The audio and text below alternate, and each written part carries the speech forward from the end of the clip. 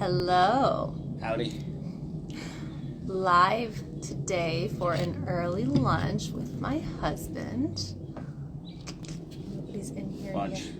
yet. We're eating some meat. Pound and a half of flesh. Yours is about close to a pound. I think yours is like 11 ounces. We're eating some meat. We're doing lunch. We were going to also have just a conversation around diet today and why we both have basically a carnivore lifestyle, or I would say like a hyper carnivore, basically meaning greater than 70% of our calories come from flesh or meat or any other source like that. Yeah. Mine's more like 95. But Yeah. I still eat some fruit and like a small amount of white rice, but for the most part, But you're also meat. breastfeeding, so that's Yeah, I'm kind of still we breastfeeding. didn't want to change up her diet too much while she's breastfeeding because it might lose It's some a weight. it's a high caloric need state to be breastfeeding, and like I physically cannot chew that much meat to make that up. So it's hard for me to just like get those calories in. Yeah, that's that. So we actually make like it's a homemade hollandaise sauce, and it's raw egg yolks, a splash of lemon juice, some melted butter, and a little bit of salt, and like literally just dipping So the good. steak in it. So bomb. Like so bomb. It's like putting cheese on your steak. Yep. And he always has his giant cleaver. In case I need to destroy my enemies or eat my ribeye. Whichever one comes first. Fun fact, the Mongol warriors were the strongest army basically in existence ever, and they were able to be super like efficient with their attack strategies and everything because they didn't really need to have fires to cook their food. They basically ate raw animal flesh and drank the blood, and they were the strongest, biggest warriors and were able to defeat all their enemies. Yeah, when their horses would die or get old, you would eat their horses too. Raw. Raw. Yep. I mean, one of my favorite accounts right now to follow is Raw Meat Experiment. He is hysterical with his captions and just kind of like destroying societal norms around what healthy food intake looks like. And, you know, we don't eat a ton of raw meat in general. Like, we'll eat our steaks rare, and we eat oysters usually once a week. But I think next up, I really do want to try making my own beef tartare, or at least like getting a quality one. That's where beef tartare comes from. Is from the From the Mongols. Tartarians, yeah. Tartarians. They would put slices of raw meat under their saddle. They would ride throughout the day, and basically the meat would get tenderized as it was underneath their saddle, and then they would just take the meat out and eat it, all crushed up and raw. It's pretty cool. Fun fact: the Mongols, on average, they were big people though. Yeah. They were I mean, they also kicked everybody else's ass too. They took over the whole world because they were strong. All they ate was meat. They were on average 275 pounds, like big, huge guys. Yeah. All they ate was meat and drank blood. I think the lesson here is you should definitely be eating meat. Like, meat is 100% part of a natural human diet. And, oh my gosh, the conversation around what a perfect human diet is or what a natural human diet is so interesting, because then we have the greater conversation of where did humans actually come from? How did we actually evolve? And therefore, what is what is the diet that we're meant to have? We can say for certain that like we really aren't meant to eat plants. There is a ton of data that supports that. And just the fact that plants have a degree of poison in them overall, why would we want to willingly choose that? Like, nothing in this steak is bad for me. Not a single thing. All of it is good for me. So again, if I'm going to make a choice between eating something, there's no way that I want to put any amount of poison on my plate. Yeah. And Also, the nutrients in meat are much more bioavailable. 100%. Like heme iron, for example, that's actually what's running through your blood.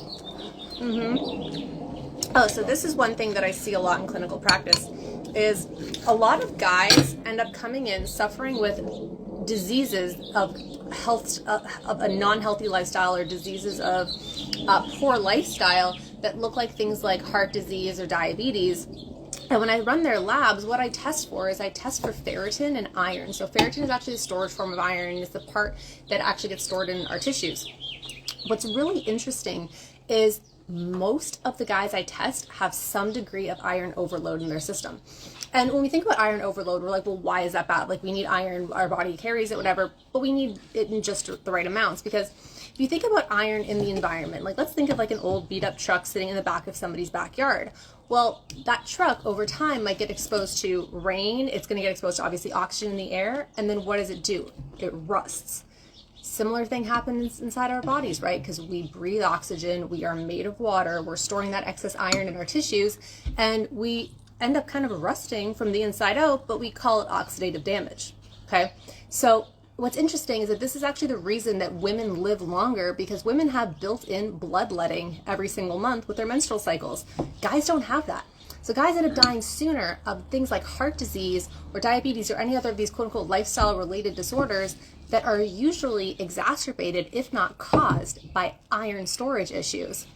And the other interesting thing with this is that a lot of that iron storage is due to an imbalance with other minerals in the body like copper and selenium and magnesium, which most people are deficient in anyway. So this is like a whole thing that I work with guys on, but a lot of those minerals are found in our meat sources in addition to things like oysters. And if they are found in plants, they're not easily absorbed because they're a different form of the nutrient, or it's attached to something else. Yep. And sometimes I even just tell my patients to go and do a blood donation if their levels are really that high. And that seems to be really quite effective because it's almost like an oil change. So when you're pulling that iron out of the circulation, you're forcing the body to dump the stored stuff from the tissues into circulation, and that helps it a lot. This is so good. Mm-hmm. Every time. It's the same thing I eat every day, but it's just like, it's amazing. It's really good. It's really satisfying. But you don't really get to experience that until you've gotten rid of the carb addiction. Yeah, most people are addicted to carbs, and we definitely do live in a world where like food addiction is celebrated. So all carbohydrates eventually break down into sugar. All plants eventually break down into sugar. So it's really sugar that you're addicted to.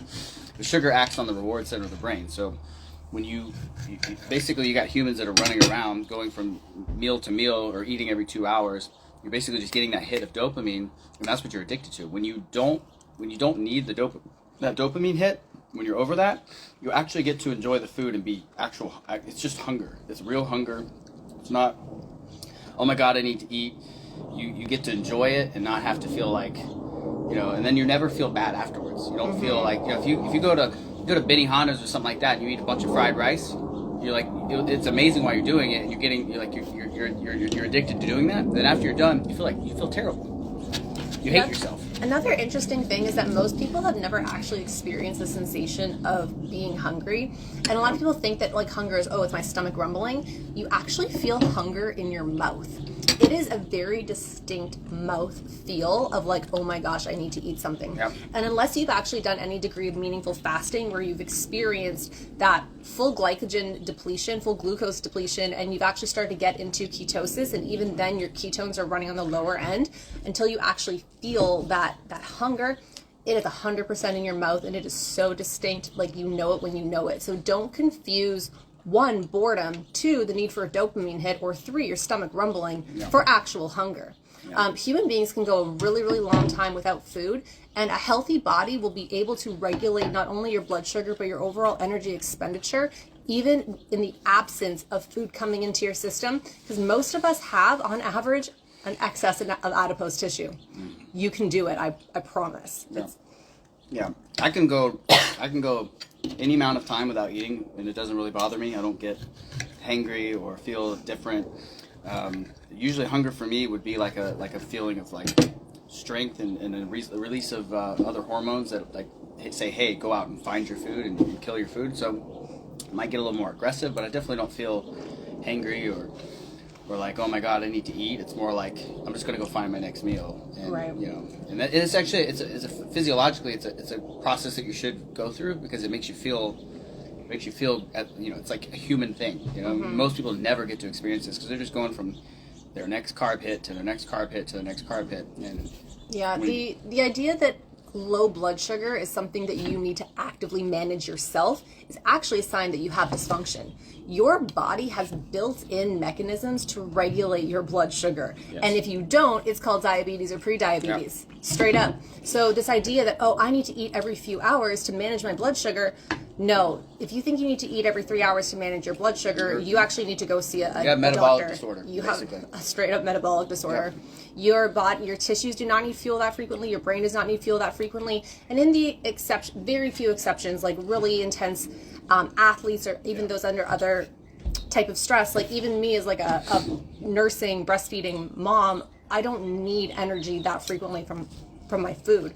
I need an adequate amount on a daily basis, which I get by prioritizing protein, prioritizing healthy fats, filling in those gaps after what's left over with things like good, easily digestible carbs. Yeah. But if you have this need to eat very frequently because you feel your blood sugar tanking, you have some degree of insulin resistance, glucose resistance, some degree of pre-diabetes or metabolic syndrome that you need to address. Some people, even if their blood sugar is not tanking, they feel that way because the blood sugar's there.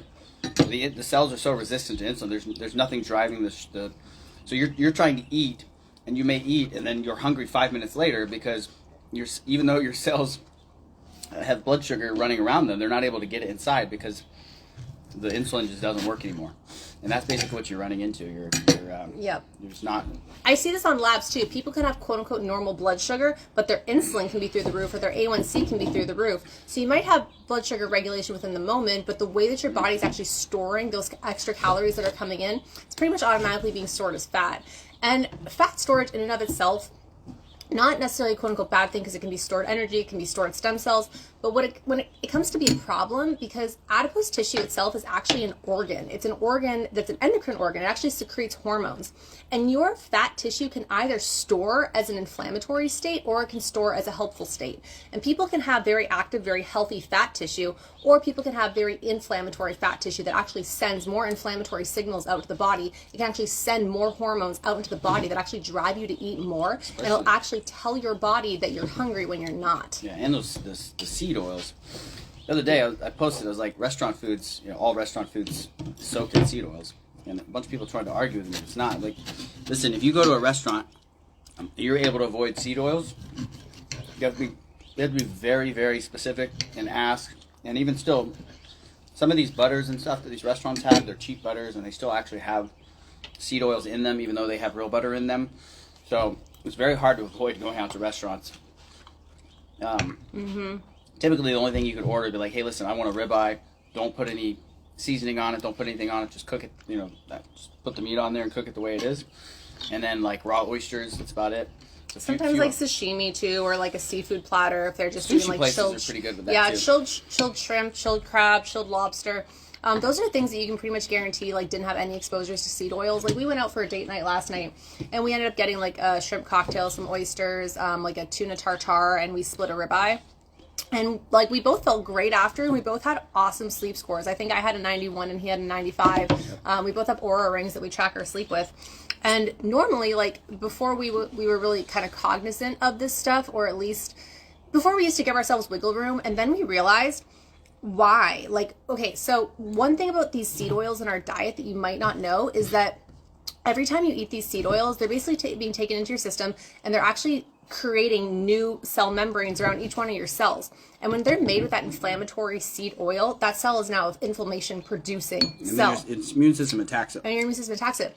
But the worst part about this is that it stays in your system for 7 years. Yeah. So we kind of came to the conclusion, like, well, why are we going to make this singular choice for this singular meal that's going to impact our cells for 7 years? That's going to impact my energy for 7 years, going to impact my mindset for 7 years. It's going to impact everything that happens in this vessel for 7 years. And my whole goal is to be as healthy as possible so that I can do all of the things that I want to do and accomplish all the things that I want to accomplish and be the wife that I want to be and be the mom that I want to be and be the doctor that I want to be. And eating that way isn't in alignment with who that person is, so we just choose not to do it. So we'll make things like these grass-fed ribeyes at home that we're dipping in a homemade hollandaise sauce for lunch because that more so aligns with our values. Oh, phone fell down. All right, we're still there. Sweet. Oh, someone's asking, how do I stay away from seed oils?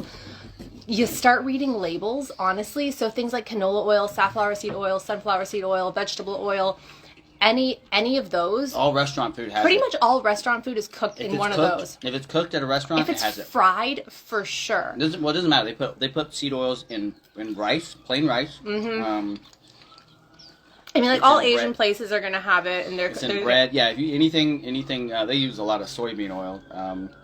But basically anything you go out to eat, if it's cooked, I mean, it has it on there. Would it be helpful if we did like a tour of our fridge or tour of our pantry? We cook everything in either grass-fed butter or beef tallow. We have like a giant container of like Wagyu tallow. You can get it on Amazon for like $30, and it'll last you so long. It'll last you forever. But so those oils have actually better ratios of omega-3s in them, and omega-3s are the positive fats that we want our body to be made out of because they're very anti-inflammatory. They're also very brain-friendly, and those are, again, the things that we usually like to choose.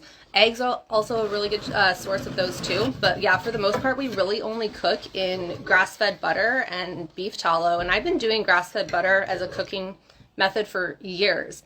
And people are always like, "Oh my gosh, you use so much butter while you cook." Like we would go through probably. Sometimes when I wake up, I'll just take a spoonful of butter and like. Our kids like to eat butter. Like they love just a piece of butter, and it's fine because guess what? Eating saturated fat will not make you fat. Like I don't know if I need to like I got 2 kids. Like there's no way that eating saturated fat makes you fat. That's or I would that's also 80% of my calories. And yeah. I mean, all I do is keep putting on muscle. So. Right. Like we would be insanely obese with how much butter we use on a daily basis. The meat will make your cholesterol go up, but cholesterol is a superfood or a super nutrient, and you need it. So having it go up doesn't mean that you're necessarily going to get cardiovascular disease. But sugar, the reason why people are having heart attacks is because sugar, which is carbohydrates and vegetables, cause glycation. So the sugar attaches to the cholesterol, and when it's produced, it makes a small LDL. And that's what gets embedded into your vascular system. Right. So just a regular old cholesterol panel isn't actually going to tell us very much except for what your numbers are. So whenever I'm ordering labs on a patient, I don't just order a regular cholesterol panel. I do to take a look at things, but there's certain things I'm looking for. One, I'm not super concerned about total cholesterol or the LDL. I want to make sure that your HDL is high because that's your good cholesterol, and I want to make sure your triglycerides are low. So the triglycerides are the most menacing thing on your cholesterol panel because that's actually the fat bound to the sugar, and that's actually the one that actually promotes fat storage and promotes inflammation. But beyond that, for LDL, which is the one that we've been told is our bad cholesterol and the one that we have to lower and we have to take all these statins for it, well, the LDL, we can test another thing. We can test the oxidative LDL, which is telling us if that LDL is actually doing something bad in your system. Right, which is usually it's glycation, so it's right. Sugar attached. And so you're not going to get LDL doing anything bad in your system if you're avoiding fried foods or things that are cooked in those seed oils, and you're also avoiding sugar or at least really limiting it, or at least not eating it in the presence of your protein or your saturated fat. My steak is gone. I've been talking a lot more than you. Mine was like twice the size of yours too. I eat like an animal though. I mean, I don't even really chew my food, and it's awesome. I can eat that big ass steak and just go outside and run, and I have no issues. Right? I don't go like, oh my god, I feel like I ate so much. No, it's so natural. Yeah, I think the humans just really need to relearn what it means to eat, and that eating is a means of fueling our bodies so that we can go and live out our higher purpose in life. Like nobody's highest purpose in life is to just consume. Like that's literally called a leech. Like if your whole purpose in life is just to consume, buy the next thing.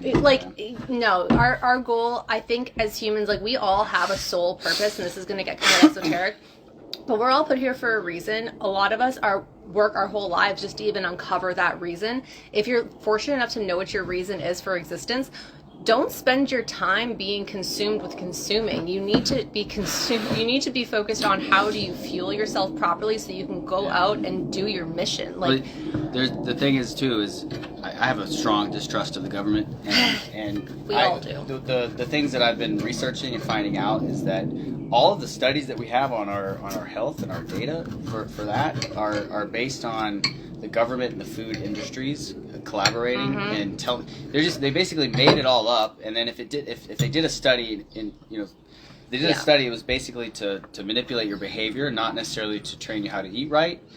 And the idea of a balanced plate having like proteins and vegetables and whatever is literally just so all the different aspects of the food industry can get a piece of your pie. Not because it's actually the best for your health. Literally, there's any study out there that will manipulate how you think about food. And so here's the other interesting fact is that nobody here, I bet, just goes on to PubMed in the morning and then reads a study and says, oh, let me go find evidence for this in my environment. No. Not a single damn person. But people will see something in their environment, like you might see healthy people like us who are fit and in shape and have 2 kids and have businesses and are doing all of the things, and you're like, I wonder how they're getting their results. And you might go find studies that support what we're saying, but the opposite isn't true. And the thing, you can find a study to support anything. Yeah, you'll right? confirmation bias, especially in today's world, is so bad. People are like, well, I saw this study that says this, so what you say is wrong. And it's like, well, how's that working for you? If what I'm saying is wrong and I look better than you, I've always been the type of person that says, listen, I'm not going to follow the advice of somebody I don't want to look like or don't want to be like, right? Somebody makes more money than me, I will listen to them on how they perform that, whatever it is that's getting them that what they went after. But do not follow advice, especially the vegan doctors. Oh my God, they're hilarious. Right, like if you they look like a stiff breeze would knock them over. Like, why am I going to take advice from you? I could snap you in half with my fingers. Like, don't stop giving advice just because you're a doctor. That's the other thing. There's a lot of doctors are sure of their ignorance because they were told, oh, this is absolutely true, and you go out there and help people, but they don't relearn, right? Education is a lot more. It's a lot about what we unlearn as it is what we learn. So, question: is steak bad for you? Absolutely not. Steak is basically a superfood. There is no other bioavailable meat on the market that's going to give you such a wide range of nutrients that's so easily digestible. And cows in and of themselves are straight up miracles. There's a reason why every religion that's for the last 10,000 years has worshipped the bovine in some way. There's a reason for that. It's because they can take inedible things and turn them into steak for us. Yes.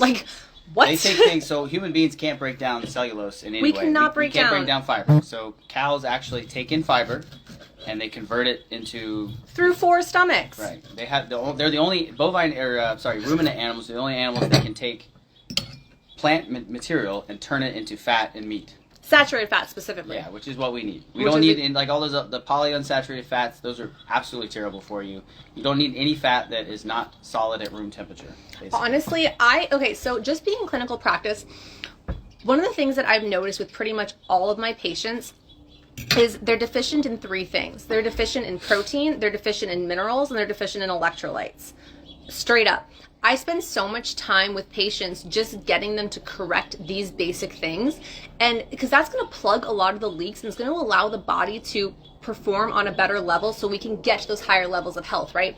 My whole basis with my patients and where I start almost all the time is your health is like a sinking ship that has holes in it, pretty much.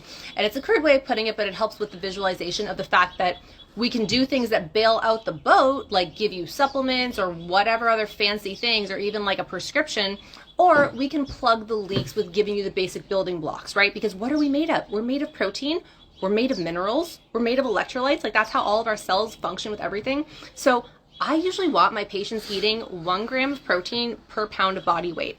And also this idea that protein is bad for your kidneys, not a thing. Sugar is bad for your kidneys. Yeah, sugar it's diabetics who end up on dialysis, not carnivores. Yeah.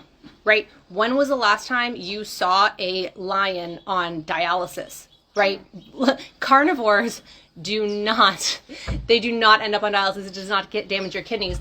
But at the same time, we see all these diabetics. We even see people who have their pets and they feed these pets these grain-based foods when their pets are actually meant to be carnivores, like cats and dogs, and their pets end up with diabetes. Yeah. How many times have you heard of somebody giving their cat an insulin shot because the cat's diabetic?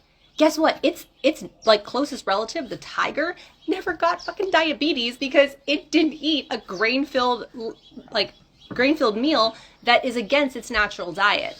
Right? We are totally meant to be these top-level apex predators who consume meat. Straight up. Right.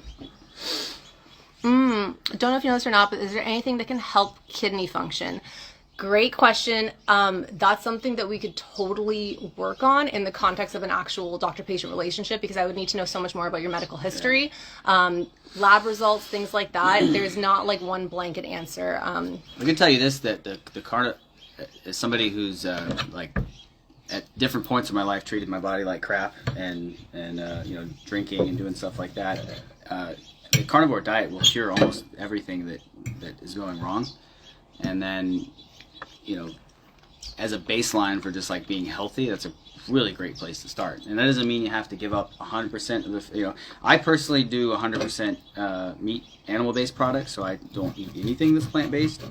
But just because I find that that's the best results for me. But, you know, some people, you know, eat a few carbs here and there, and I've had like, you know, some pineapple pieces here and there, but majority of the time I find that that's the best way to do it. So you cut out plants and you eat healthy cuts of meat. That doesn't mean you want to eat like real lean either. You have to get enough fat. That's the other big mistake carnivores make, is they try to eat lean chicken. Gosh. I don't eat chicken. Anything that's really lean, I will not eat it. So what I've found is that my patients who have the most difficult time are people who grew up in the 70s and 80s, because these are the people that were perpetuated at a very young age, when their minds are in that very subjective brain wave that allows them to be basically hypnotized, that things like fat are bad. And there's a whole relearning and unlearning that has to happen in the context, because, man, now they're being presented with this information that completely goes against things that they believed for decades. It's really difficult. But I always just tell people, I'm like, listen, I'm not telling you to change your life. I'm inviting you to experiment. And it is a totally different reframe when we talk about it like that. And I just had this conversation with a patient the other day, because he's coming to me for an issue. And he's going over his diet with me, telling me all the things he's doing. And he obviously has issues that we're trying to work on. And I'm telling him, cut out the raw almonds that you're eating. Cut out the salads that you're eating twice a day. And he's like losing his mind with like, oh my gosh, how is this a thing? And I'm like, well, listen, if what you were doing was working for you to achieve the results that you're looking to achieve, you wouldn't be in my office right now. Just humor me, right? Like, go on this experiment with me, give it a few months, and if you don't get results, go back. Like, nothing lost, right? So it's just a completely different change that has to happen in people's minds, that you have to be willing to see something differently. And that's a sign of maturity too. Like, you have to be willing to re-examine all the thoughts and beliefs that you've had previously to this, in that they might be wrong, and that's okay, because every moment we have the ability to choose, and we have the ability to do better than what we've been doing. And that is literally the entire opportunity of life, is to not be the same person that you were yesterday. And that's really freaking cool. Like, there is no rule written anywhere in the world that says that you have to stay exactly the same, which is impossible, because we all have this need for growth and this desire to change. It's Tony Robbins that actually says that depression sets in when people lose sight of a target goal, right?